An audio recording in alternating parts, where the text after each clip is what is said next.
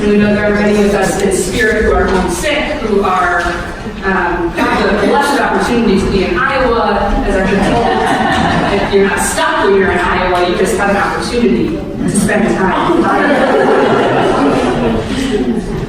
Having never been to Iowa, I can't say one way or the other.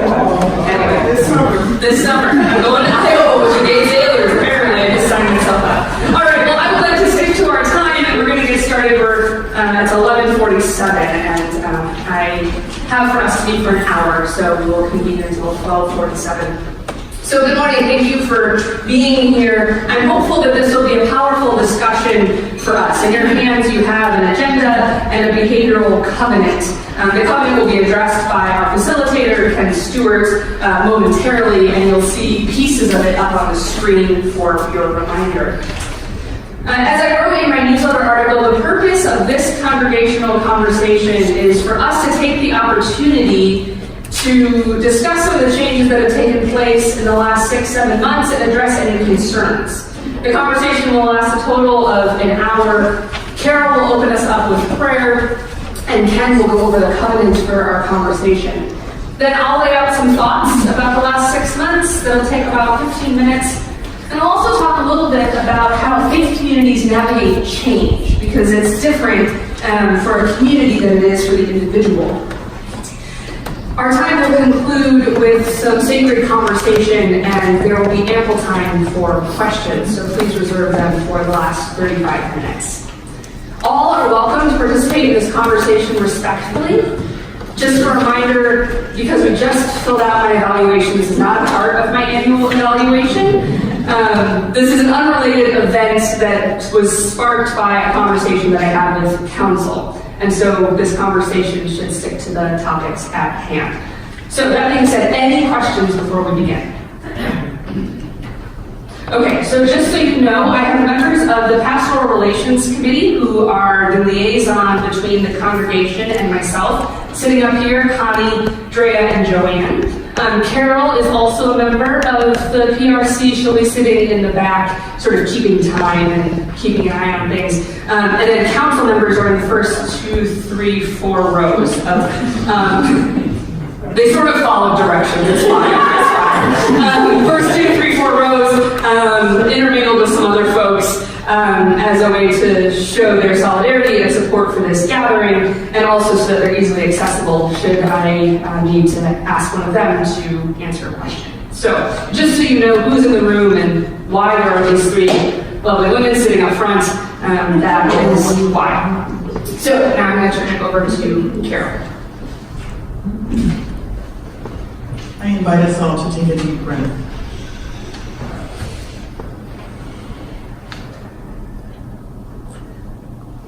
Patient, loving God, we gather here as your people. It is our deep desire to follow you and to serve you. Bless this time of conversation. Give us open minds and open hearts. Give us grace and courage. Help us to speak and to hear in a spirit of love. Love for you and love for one another. Amen.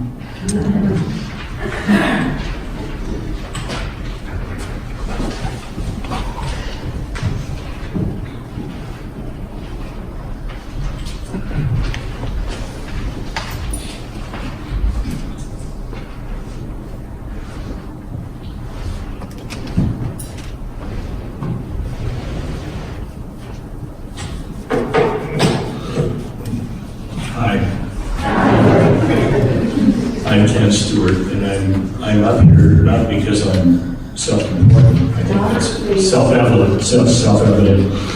But I'm here because we have a microphone that will be passed around to each of you if you have something to say, and we have one microphone, so I'm using this one. Important one will go around. We're operating today under a behavioral covenant. This meeting is not to pass resolutions. We won't be doing Robert's Rules of Order and all of that kind of stuff. This is just to allow us to ask questions and to listen intently to one another. The behavioral element that we are using today is one that is used by the Illinois Conference, modified slightly for us, but its content is pretty obvious. We want people to listen carefully to what's being said and listen before answering. It's easy to form your answer while the person is still speaking, so we ask you to listen respectfully so as to build trust and be open to new learnings from various perspectives. The second part is to speak the truth in love. Share your concerns in a spirit of love and respect. Focus on ideas and suggestions. Don't question people's motives, intelligence, or integrity. And we'll speak for ourselves only, expressing our own thoughts and feelings, referring to our experiences. And the important thing is use I feel, not I have heard or there are those who, but this is the way I feel. And feelings are neither right or wrong, they just are. And maintain the unity of the spirit and the bond of peace. We're going to seek to stay in community with each other throughout the discussion. We don't need to be vigorous or full of tension. We're going to respect the decision of the majority, and if we disagree with it and wish to change it, work for that change in ways that are consistent with these guidelines. And finally, include our disagreements in our prayers. Not praying for the triumph of our viewpoints, but seeking God's grace to listen attentively, to speak clearly, and remain open to the vision God holds for us all. And now Emily's going to 15 minutes. 15 minutes. You got it.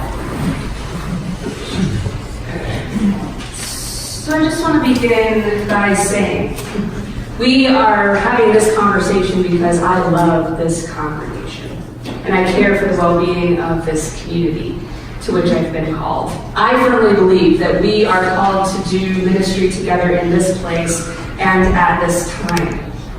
So throughout these next 15 minutes, you'll hear me refer back to the church profile, which was in conversation with the pastoral search committee, the thing that drew me to this congregation, and a covenant of sorts to hold us together, to hold us to each other. And I've been using this as the barometer for our work together. So let me remind you as we start. The church profile stated, we believe we are called to be a church that follows Jesus, and that we are called to think, to act, and to be a thankful, spirited, merciful gathering of all God's children. So I hope that you have come to this place with love, gratitude, and mercy in your hearts, for I know I have. So before I get into the meat of this, I want to ask if, and you can just nod your head, no need to raise hands, if you've been feeling uneasy, anxious, or worried about how things have been going over the last few months.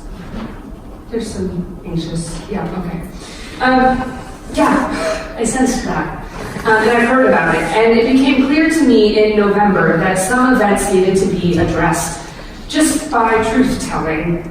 So I did this at council in November, and the council decided it was an important conversation to bring to the wider community. So here we are. So first, a word about anxiety. Anxiety within a system, like a church, is really hard to manage. It takes all of us working together to move ourselves through it. Now, what complicates this process is the anxiety that many of us feel as a result of our personal lives, the current state of politics, economics, the climate. All of those affect us in one way or another. And so when we come to church, this is our safe space, and so we feel comfortable to bring those anxieties with us. But what that inevitably means is that our anxiety about retirement, aging, loss, grief, all of that can amplify whatever's happening at church.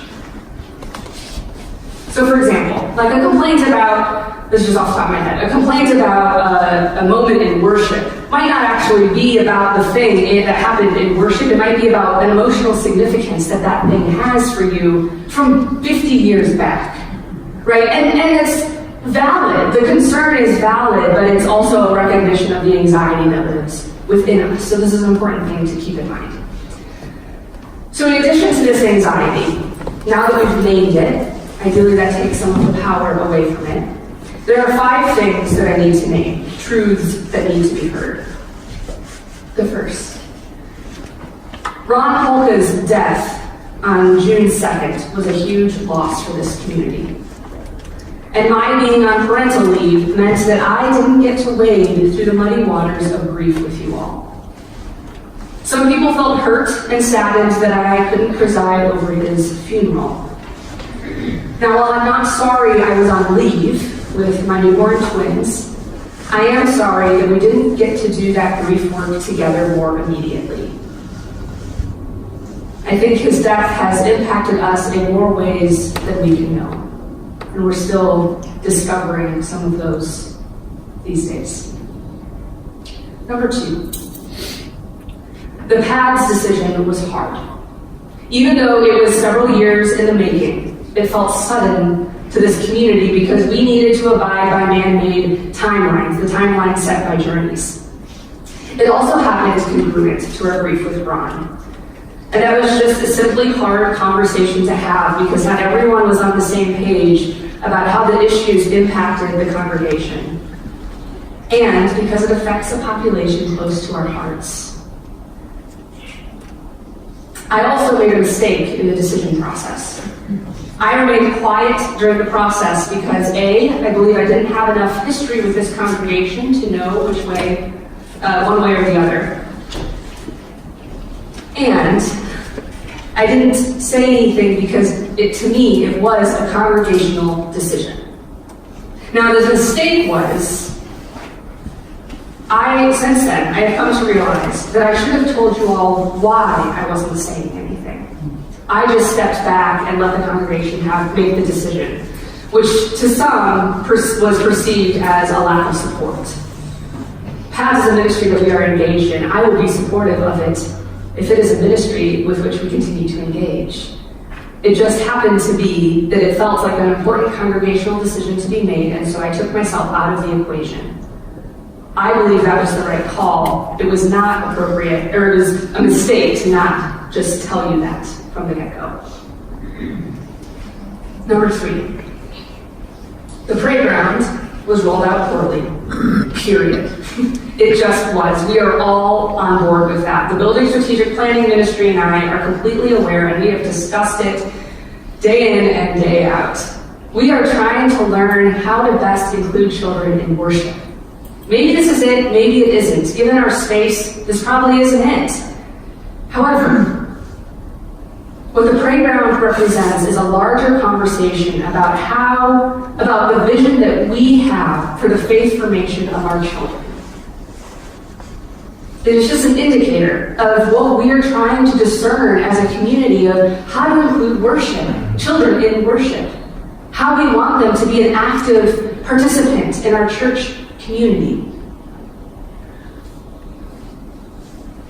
In the church profile, it says, we as a congregation are open to innovative ideas and not afraid to fail along the way if we learn and derive strength from each step.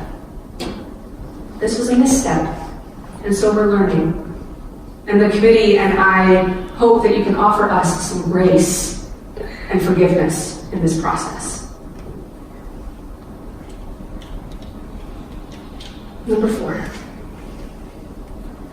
The idea that we would take out pews and put in chairs was never a concrete plan. It's not in the works. There's been nothing decided. We've not even had any further conversation. It was simply an idea. Again, the church profile names this as a change the church would like to see as part of our future congregation. The Building Strategic Plan Ministry was approved by the council back in July, I believe, to begin assessing the needs of our aging space for the long haul, to make it more accessible, to make it more engaging for families, to make it more welcoming.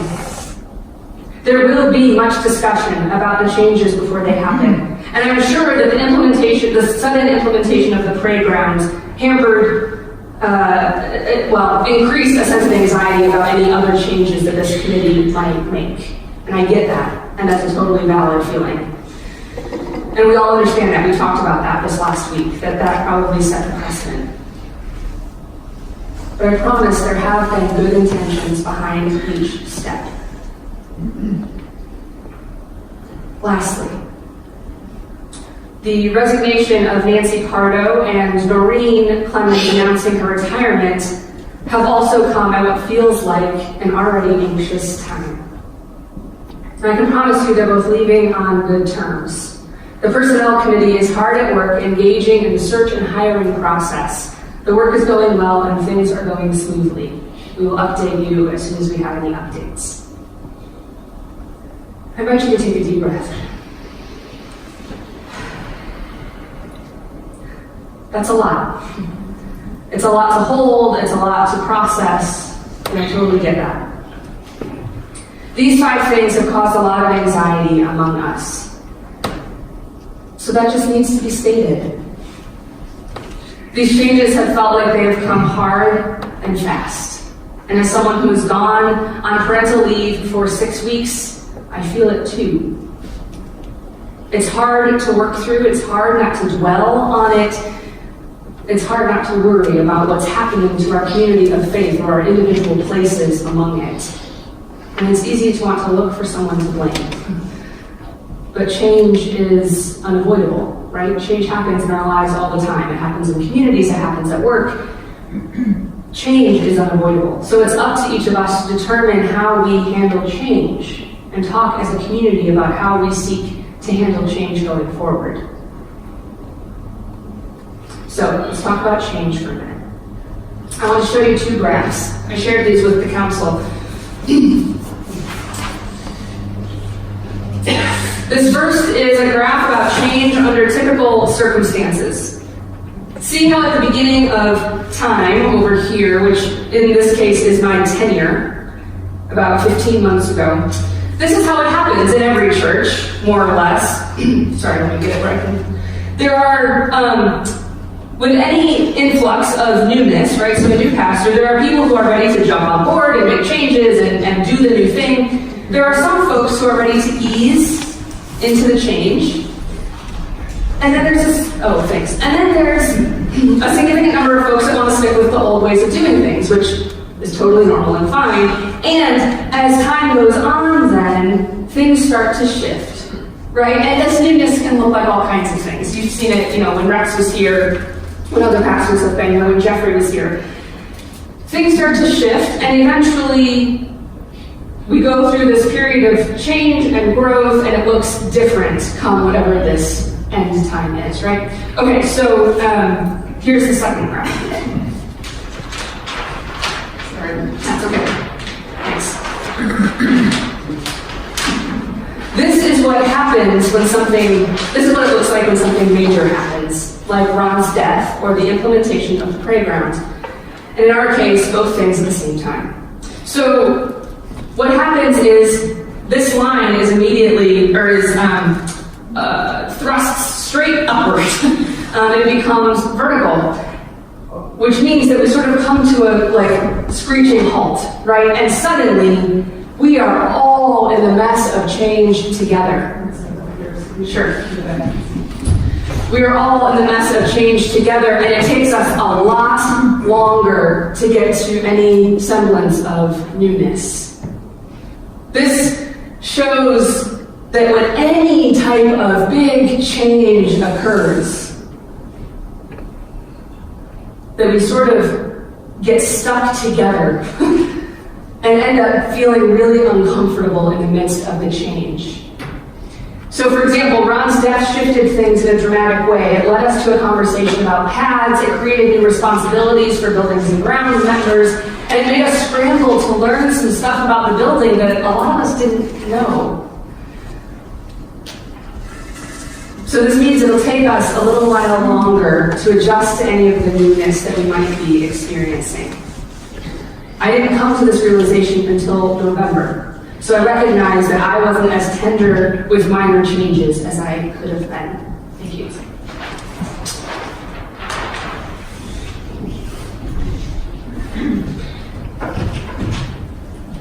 The antidote to anxiety and fear of change is curiosity and conversation. We need to, as individuals and as a congregation, choose trust and curiosity instead of fear and confrontation. In my conversation with the deacons back in November, I mentioned that it seems when issues are brought up to a deacon or a moderator or co-moderator, that they are simply received. They are taken in and say, thank you. That's one way to do it. I suggested to our lay leaders that perhaps we ask questions of the persons raising the concern. Say, tell me more about that. How does that impact you? Now, if you're someone who has brought up a concern or a complaint, I encourage you too to begin with questions. Can you tell me more about why we did X today? What did you mean by A, B, and C in your newsletter article? Why did this thing happen out of the blue? Questions over assumptions. In conclusion, author Elizabeth Gilbert once said, "Terrified people make terrible decisions." And so one of the very most powerful ways to not be controlled by fear is to remain more curious than you are afraid. End quote. Each of us have our own particular concerns about each facet of the church. This is our faith community, after all. Those concerns come from our experience, our history, our theological understandings. A change to someone might be a breath of fresh air, while to someone else it might feel jarring and startling. But as I said in my sermon, we are united in togetherness, not because we agree on everything or because we like everyone equally, but because God has joined us together. I love this congregation. I am so excited about the ministry we are going to do with one another. As the profile says, we desire a pastor who is thrilled about unleashing the potential that our church has to offer and can't wait to implement innovative methods to get us there. I believe I'm responding to the call to which I've been called. And I believe in the power of this faith community to impact the world around us. And I believe a renewed sense of that commitment to one another, to this church, begins with this conversation. So with that, I'd like for us to respond to our common call through dialogue. I'll open up the floor to questions. And I want to remind you to keep the behavioral covenant in mind. Ken will facilitate the conversation as he feels necessary, and Betsy will run the microphone to those with questions. Ken, any other words before we start? No. All right, I open the floor to questions. Yeah, Pat. As a dance volunteer, which I do and love doing, I do the second shift, which is hard to fill. Yeah. But I'm an owl, so I stay up. I read in the recent newsletter that the PADS committee was having some success, or thinking, that they were feeling, I can't remember how it was, that they were feeling good about the process. And I was just wondering if the decision to close PADS might be changed by how things got worked. I mean, I understand the laundry situation is now being taken care of by jury, which is a big thing that Ron, handled. So I was just wondering if there might be some revisiting of closing PADS. Sure, yeah, thanks. So at the annual meeting, there's a proposal motion being brought forward by Jim Perry to have that conversation. It is my understanding that things have been going really smoothly, things have been great. This is not, the question was not because we don't support the unhoused in our community, right? It was about our congregational participation in the ministry. So we'll have a more robust conversation about that at the annual meeting on the 26th. Yeah. Oh. While you're walking by. I guess I have two things. Let's do one at a time. Okay, the first thing has to do with change. And when I was first out of school and I was working in a manufacturing facility, I had a boss tell me once, he goes, "You are like a train going through this place." He says, "You always get where you're going, but you leave casualties all over."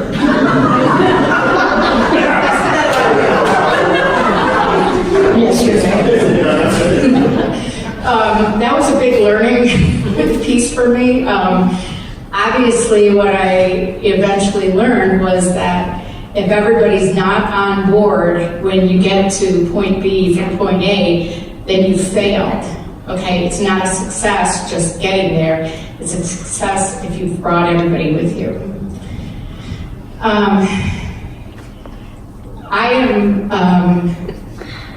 There's a lot of things having to do with the church that I don't feel one way or the other about. I'm good either way.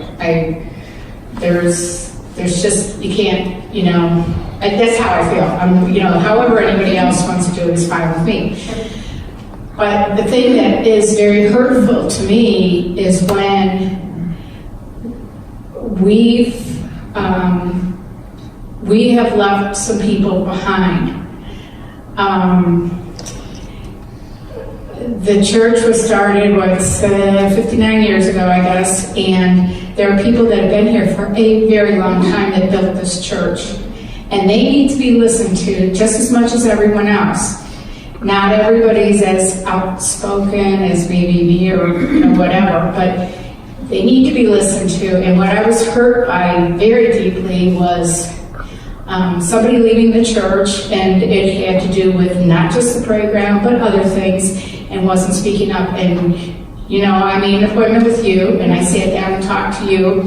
When things came up at council meeting, I asked questions. I think that the structural committee that was set up was not done in the way that our church is built. We're built to have everybody open, and it wasn't publicized, okay? And it wasn't open to, whoever wants to come. Now it is now, but it wasn't done at the beginning. It was done as a secret little thing. And that's how it was viewed, and it looked like decisions were made and people were not a part of it, okay?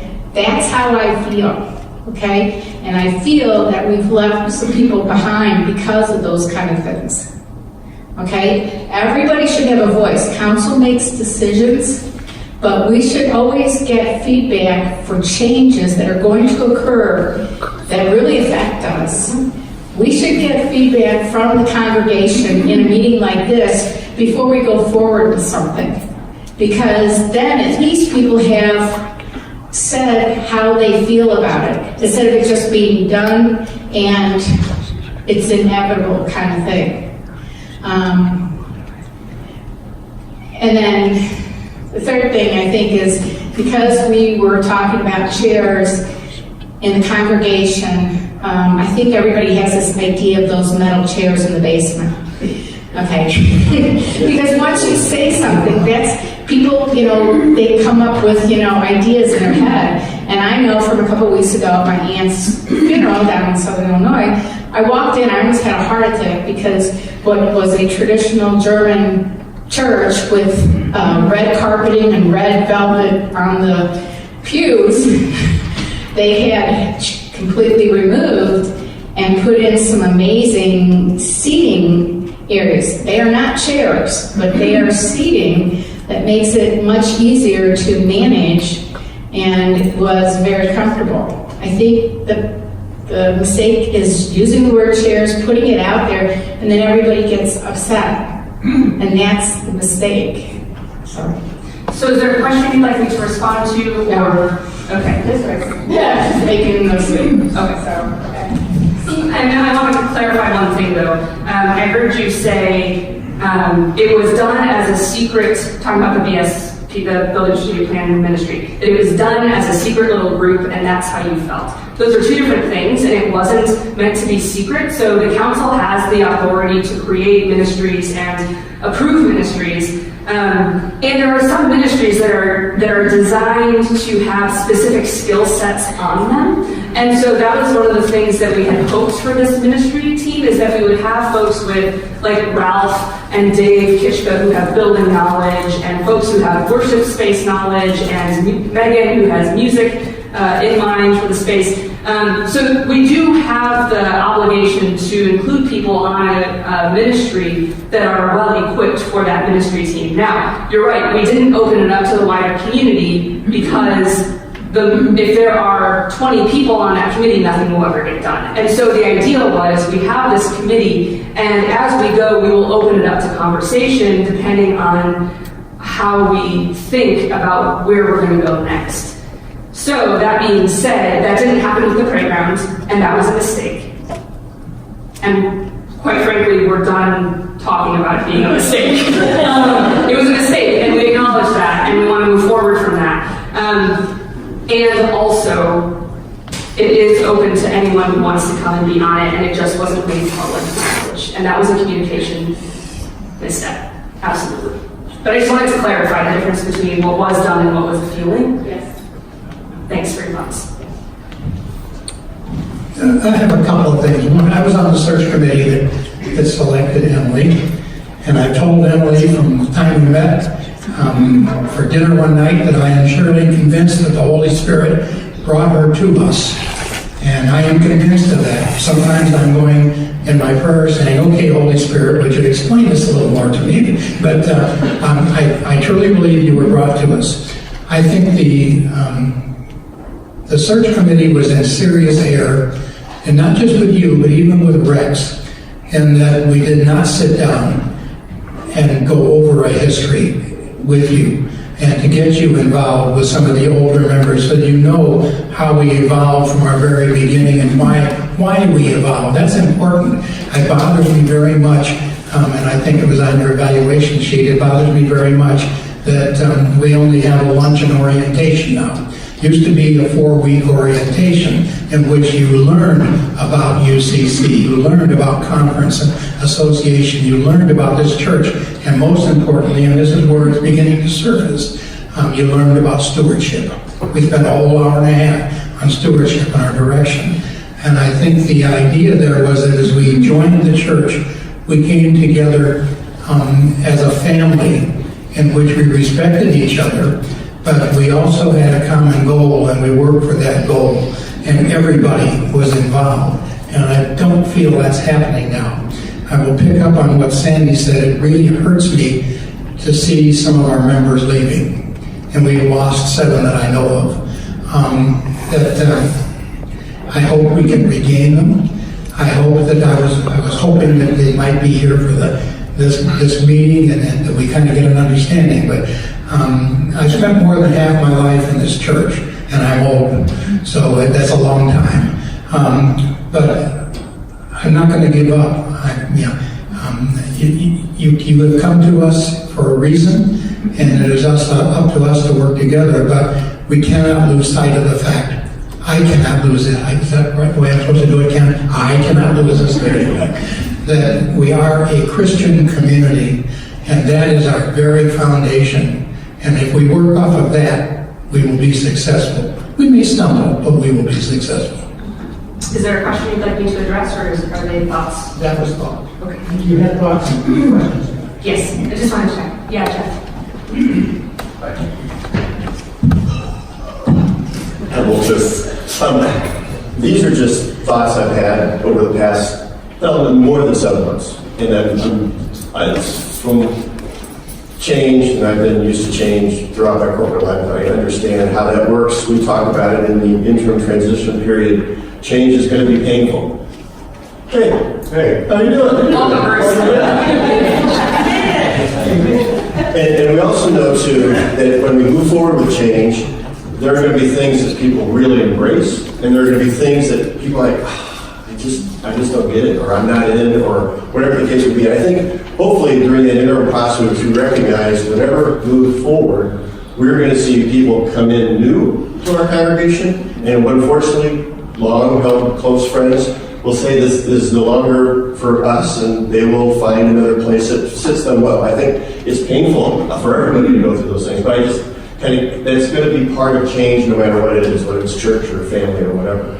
But I'm liking back to what Joyce Keys always would say when I would be listening to her in times of discussion for our congregation in the past years. The two things she always drove home that I think we have to keep in mind as we look forward is, one, we have to communicate as a congregation, as a people. And two, we have to listen to each other. And I look at what we're through right now, and I keep thinking of Joyce and what she would be saying, and I just wanted to put that out for us to consider as well. Thank you.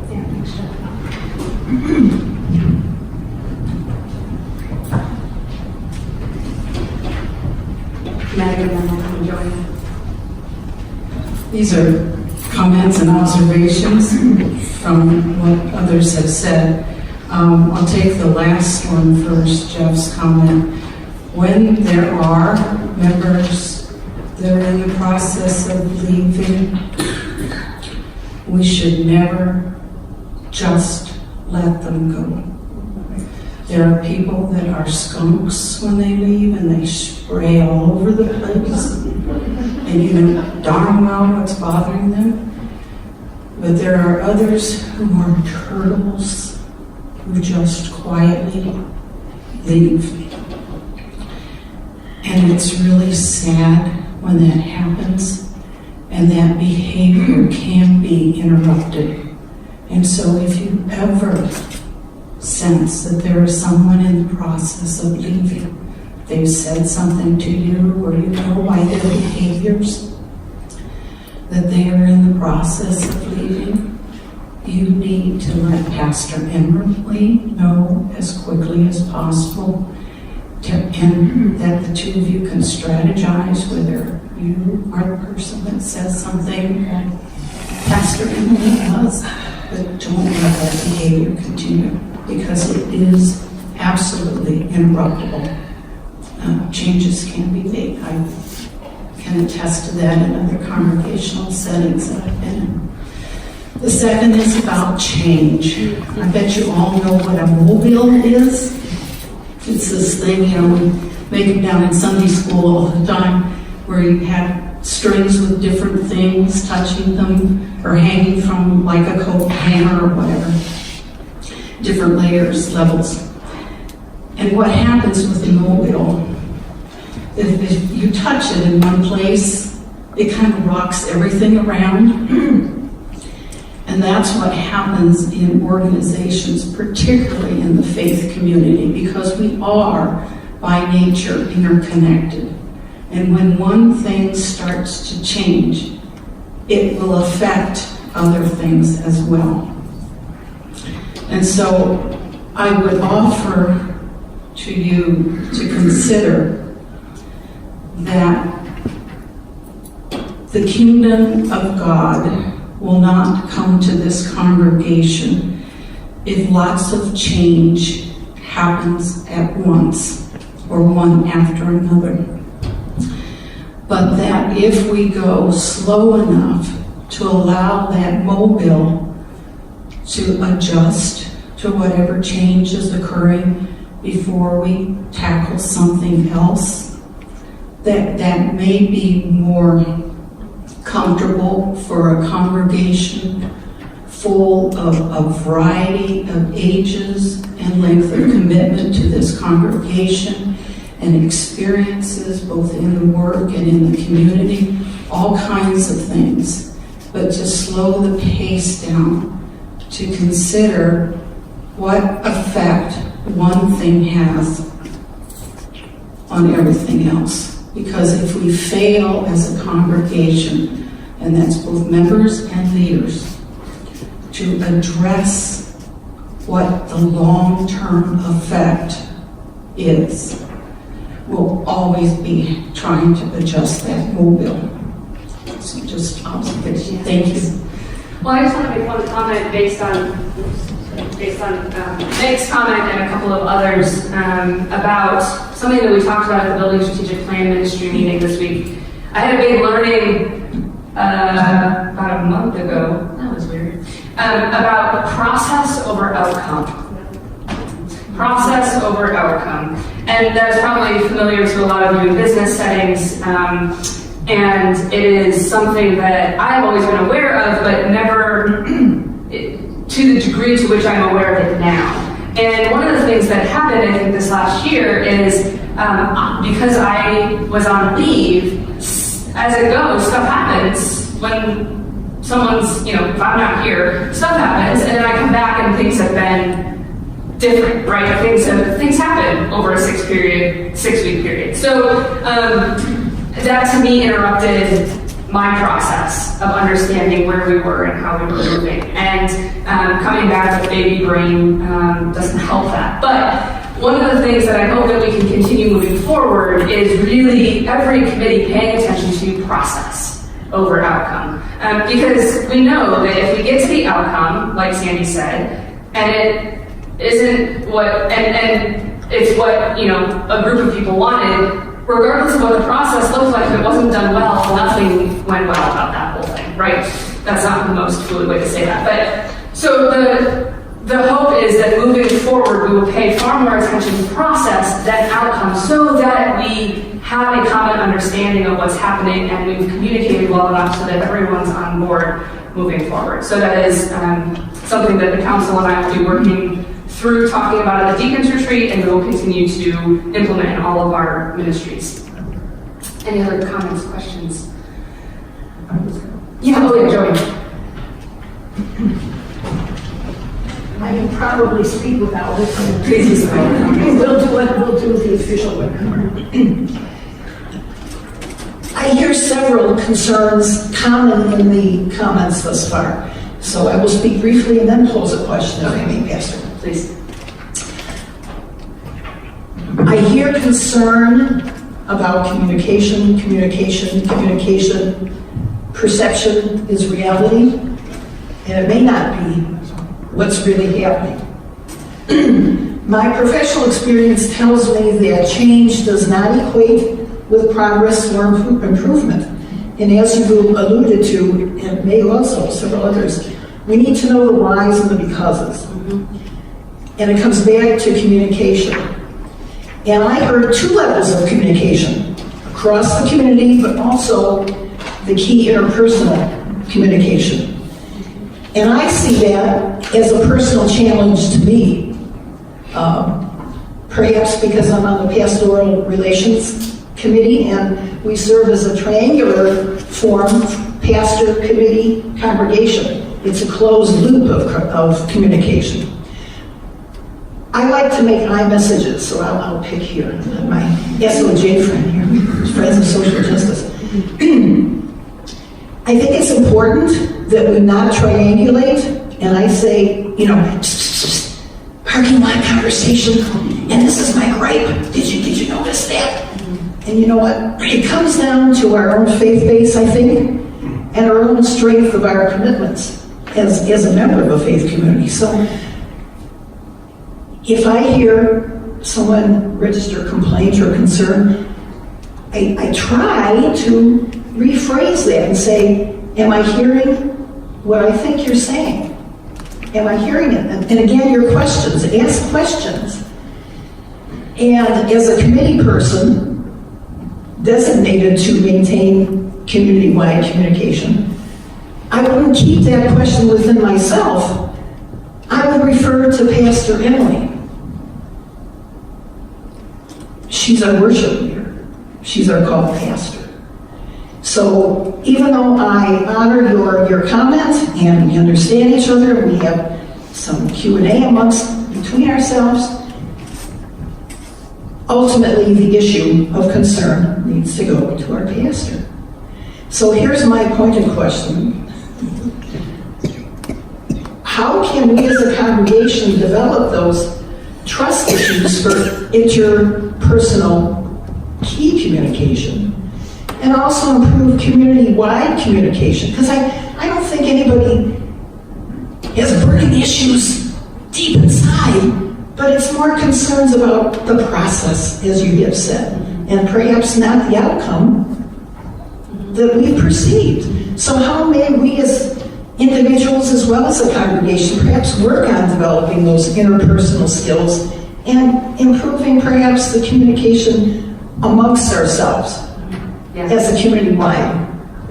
Right, yeah, thank you, Joanne. So this has been something that the TRC and I and the council and I have been talking about a lot, is how do we do this? And what does it require of us? So I'm going to answer the community-wide communication. It's a lot of comms. Community-wide communication, and then I'll go to the individual. So community-wide, there have been I've been reaching out to my colleagues to ask, okay, we can't be the only church with communication struggles. Pretty sure that's inherent in every church. But what do you all do to foster better communication between the council and the congregation, or the PRC and the congregation and the pastor? And a couple of things have come to my attention. One is that there are a lot of communities of faith that have a communications deacon, or someone who's on the executive part of the council. So it could be moderator, co-moderator, treasurer, clerk, communications, whatever the title for that would be, as a way to help have a point person for all the communications who manages communications among everybody. It's an idea. Another church that I know has a full communications plan. So for every type of event, for everything that goes on in the worship space, whatever it is for the community, they have a complete plan that says, okay, here's the event, here's who's in charge of the event, here's the audience that we need to reach with this event, what is the messaging for this event, who is going to communicate that. Now, they gave me that document. It is daunting. But it's really helpful, because then for every single event, they know who's the audience, who's doing the messaging, even what are the graphics for that message, like the illustrations, where is it being publicized, etc., etc. So there are a variety of ways that we can, I think, begin to improve our communication game as a congregation. Maybe that looks like adding a position to the council. Maybe it looks like creating a communication plan. However, I think that's something that we need to discern as a council or congregation to figure out what is the best way for us as CUCC to move forward to make sure that we are communicating. Now, I will also say there have been lots of comments about, oh, well, I didn't know this was happening, or I didn't know that was happening. When in fact, that thing has been in the bulletin, on the screen, in the epiphany, in the newsletter, and even spoken out loud. This is part of why we've got the moments of stewardship now, is to help verbalize some of the really big things happening so that people don't miss out. But please, please, please, as a member and friend of this congregation, if you want to be involved, you have to read the documents. You got to know what's going on and where it's happening. And it's up to you to do that. I can't force you to read your bulletin.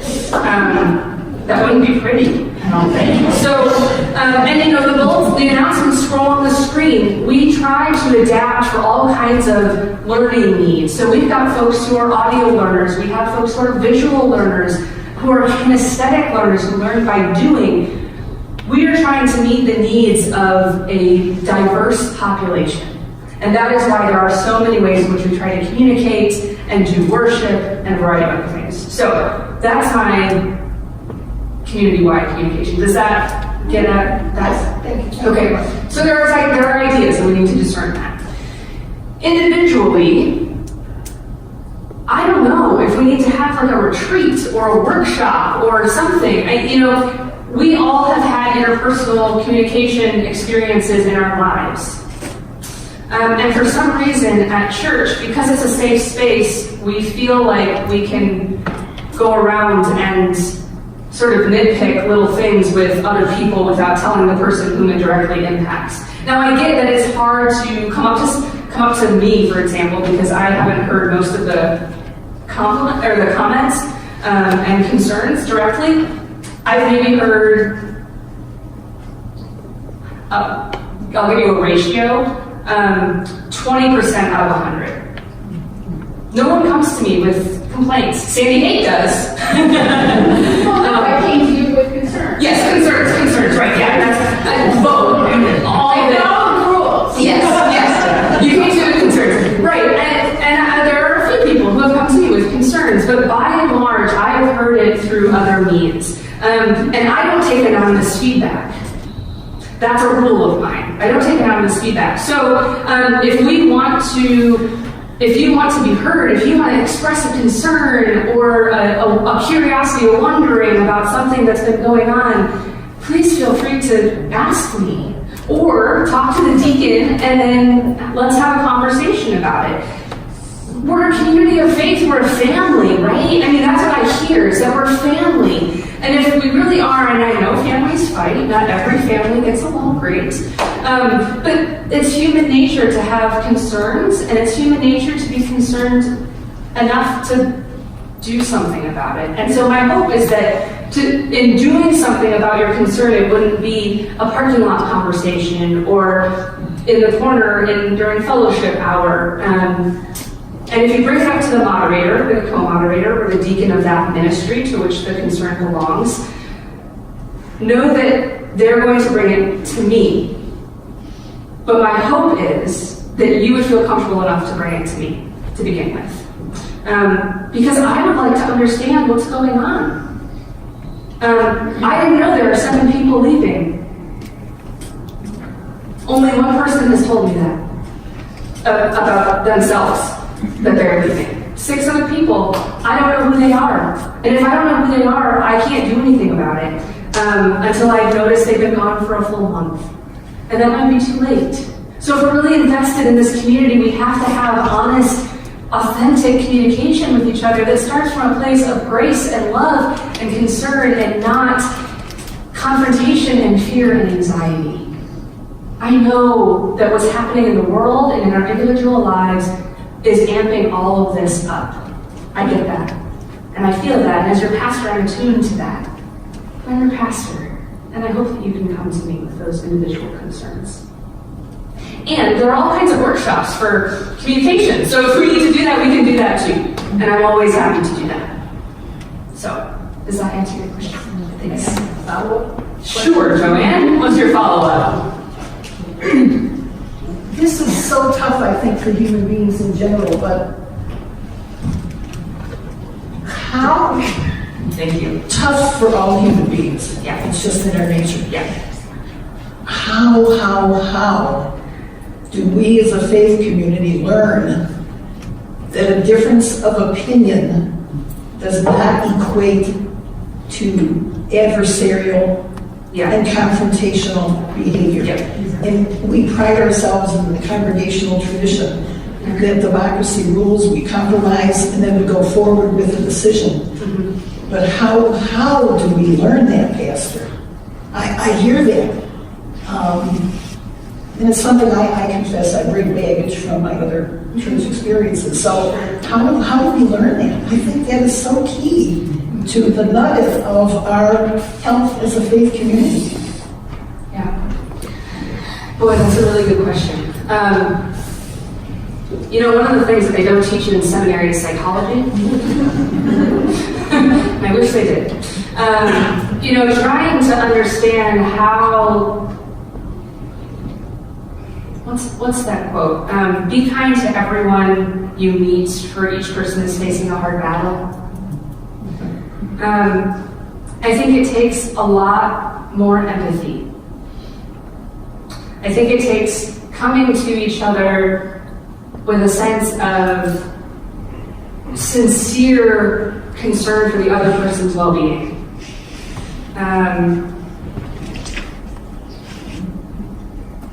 Now, we all have our own insecurities. We all have our own worries. We all have our own fears that come from a place that other people don't know about. And we can't do anything about those, right? They're just a part of, we can do something through many years of therapy and, whatnot. But the other person isn't necessarily going to know those things about us. And so how we respond often, if you're on the receiving end of something, what you're receiving has a lot more to do with the other person than it does with you, right? And we just need to be aware of that. I don't have a full answer for you. And I think that it's something that we all need to consider. For it to weigh on our hearts and to think about what are the values that we hold as Christians? that we hold as a faith community, and how do those impact the way in which we speak with one another? I don't have an answer, but I think it's something that we can work on together. Roberta, you had your hand up. You have a response? Yeah, I was just going to say, In some ways, it comes back to what you were talking about earlier and curiosity about the other person. Is it St. Francis that says seek to understand rather than to be understood? That curiosity about the other person, that sincere care and concern. I think when you come to an encounter with someone and you're on different sides, instead of being reactive, which is really coming out of your own ego and your own fears and your own needs, to begin to develop a practice of noticing that, taking that deep breath and trying to really open yourself to the other and just sincerely understand. You still may not come to the exact same place, but if your intention is to better understand that person, I think what it does is when we're making decisions, if I like one type of music and someone else likes another, I'm sad to say this was literally a wedge in the church that I used to belong to, that people divvy themselves up on. Instead of saying, gosh, that doesn't really resonate for me, but as I hear that person talk about what it does for their spirit, that opens up my heart to want to be supportive of that experience for them. And somehow, I can, if not enjoy it, I can certainly be with it in my love and support of that other person. So I think it's that opening in an individual way that then also breeds an opening within the community to see through a broader and more varied lens. And openness and curiosity, I think, is central. And as I said, noticing when we're going into that place of reactivity, that's about us and our ego and our fears. And saying, no, I'm going to stop, and I want to understand and be with you. Yeah, empathy, right? And I think that we don't talk a lot about. We talk about it without really talking about it in churches, empathy. And I think that that's something, we had a workshop back in October, was it, studying Brene Brown and her work on empathy and shame and how all of that intersects with our own soul, our own well-being, and how we can really be empathetic with others. And it starts from that place of curiosity and concern for the other person. We have about 5 minutes. Any other questions? Yeah, let's see. Well, I think you said it better than I but I would just like to add self-awareness, extreme self-awareness. That's what we need to have when we're in these kind of communications with each other.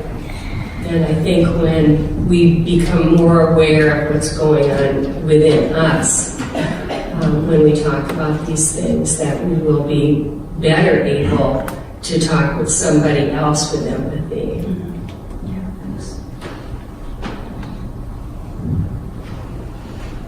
I'll be very brief. Just a comment. I just want to thank the leadership of this church, both Pastor Emily and the council, to me, it strikes me as a little bit ironic that we're having a meeting about communication problems, which is sort of at the core of where some of the discomfort has been, but we're having a meeting and talking about it. And I continue to be impressed with the leadership of this church and their willingness to address these things head on and in an open and transparent way. And as a member of the church, I just want to thank the leadership for what they've done. Oh my, I wasn't going to speak. I feel kind of like, because I'm not here half the time because of work or my health, that I shouldn't speak. But I am a part of this congregation. I love you all dearly. I'm glad you're here, Emily. Something that maybe we as a congregation may need to think about, because something bothered me this summer. It bothered me a lot, and I just haven't had the energy to say anything. when Ron died, someone came up to me and I said, oh, I didn't know that Ron had died. And he said, well, everybody got a phone call. And I said, no, I didn't get a phone call. And what I said was, I'm not part of the inner circle of this church. I am a member. I'm part of the community. But there is an inner circle that I feel is here. So just people need to be aware sometimes of, I don't think people are always aware of how things happen. So that's all. Thanks. I'm sorry you didn't get a phone call. To that, I don't agree to either. The phone thing has fallen apart through the years. So, you know. I know we're running short on time, so I'll be brief. I heard one time the only constant is change, right? And I had to take some time away for moves and life changes and so forth from the congregation. So I was gone probably a couple, 2.5 years or so. So I remember Rex, I remember everything as it was, and I do have to thank the committees and everybody's time and dedication in this church. I remember almost all of you from when I was here before, and maybe a few new faces, but this congregation has stuck together, and I really truly do admire all the work that goes into all of the different facets of running the church. Sometimes we do need to take a step back from, I get very tied up into very specific projects that I'm involved with, and I get very passionate about it. And sometimes I need to take a step back and look at the bigger picture, because getting very deep into those passions and the work that I've done in a particular situation, home life, work life, everything, it just is, it's refreshing to take a step back. And the reason I bring that up is because as I came back, I didn't know what to expect. I was absolutely delighted and thrilled with Pastor Emily and with some of the changes that I did see with some audio visual now and just the choir and I'm here and I'm still here and I'm still coming back. And sometimes that bigger picture is the passerby that just stops in and sees what we have, which is really, truly incredible. So. Well, I'd like to thank you all. It's time to close. I'm going to ask Carol if she would say a closing prayer for us.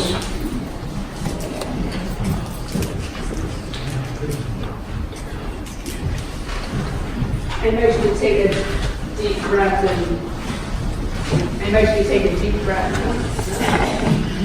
A deep breath. I invite you to take a deep breath and place your feet flat on the ground as you're able, resting your hands, releasing whatever you're holding in your shoulders, your jaw, your forehead. Maybe your brow's been furrowed for an hour. Whatever it is, take a deep breath and settle into your body, where you are right now.